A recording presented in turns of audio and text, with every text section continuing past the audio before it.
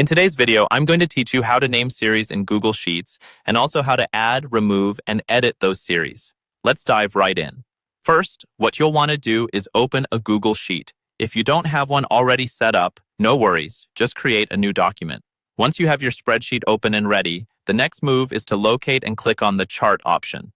This step is essential as it will allow us to interact with the series in our data visualization, an important feature for clear and insightful presentations of data.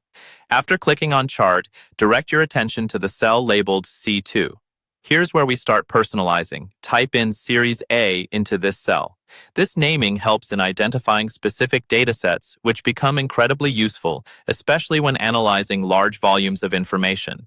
Once you've typed that in, don't forget to hit the Enter key. This action will confirm the naming and set it as part of your spreadsheet's data structure. Now, we're moving on to the next series. Click on cell D2. Here, repeat the previous step by typing Series B. Again, hitting Enter is crucial for saving your input, so make sure you press that key to finalize your entry. You're doing great. Keep it up. Let's turn our focus back to our chart. Click on it once more. This time, look for the More Options button.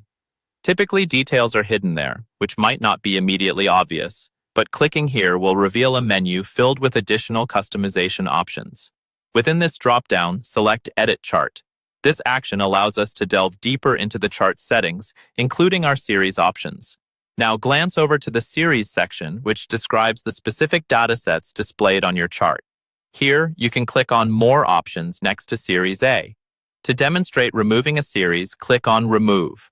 It's a simple step, but tremendously powerful when you're dealing with redundant or incorrect data. Confirming the removal is as important as performing it, so ensure you finalize the deletion. Adding a series back is just as easy. Simply click on Add Series. Once you do this, you may be prompted to specify which data to include. Input Series A, just as we did earlier. This is immensely useful for data visualization, allowing added flexibility to manipulate which datasets are visible at any given time.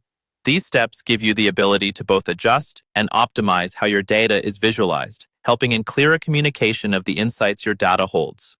That wraps up our process for naming, adding, removing, and editing series in Google Sheets.